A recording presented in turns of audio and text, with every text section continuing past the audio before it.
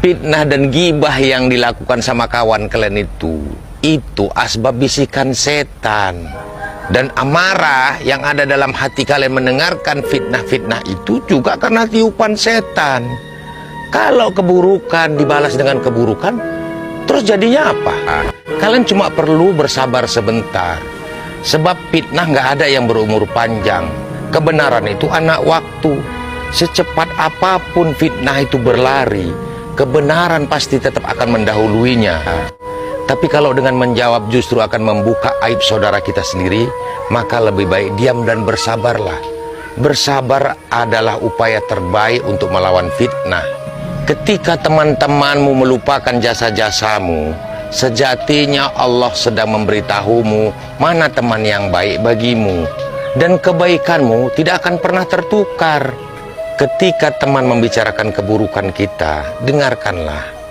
Dengan demikian, mungkin kita bisa tahu hal-hal yang mungkin tidak kita ketahui pada diri kita sendiri.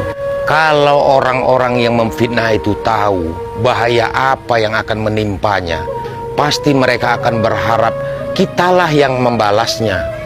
Karena ketika orang yang difitnah itu bersabar dan menyerahkan segala sakit hatinya kepada Allah Subhanahu wa Ta'ala, maka sesungguhnya dia orang yang memfitnah itu sedang dalam keadaan yang celaka.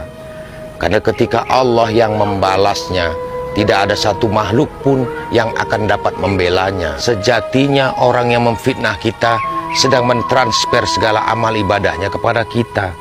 Sekalipun amal ibadahnya tidak mencukupi, maka dosa-dosa yang pernah kita lakukanlah yang akan diserahkan kepadanya. Oleh karena itu, berhati-hatilah menjaga lisan kita. Tidak sedikit manusia nanti akan terjerumus ke dalam neraka, bukan karena tidak beramal soleh selama di dunia, tapi karena tidak mampu menjaga lisannya dan menyakiti saudaranya.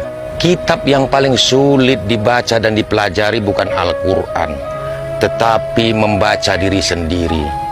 Kita kerap membaca orang lain dan melupakan bagaimana diri kita sendiri. Melihat noda di pakaian orang itu jauh lebih mudah daripada melihat robek pada pakaian kita sendiri. Dengan menghinakan orang tidak membuat kita menjadi mulia. Dengan merendahkan orang tidak akan membuat kita menjadi tinggi.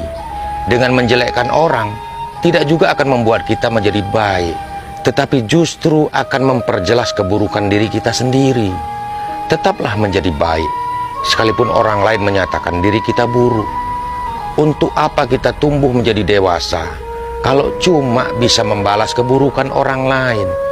Untuk apa kita sekolah dan belajar tinggi kalau pintar kita cuma mengikuti keburukan orang lain? Menjadi baik atau menjadi buruk itu pilihan diri sendiri, lul, bukan ditentukan oleh orang lain.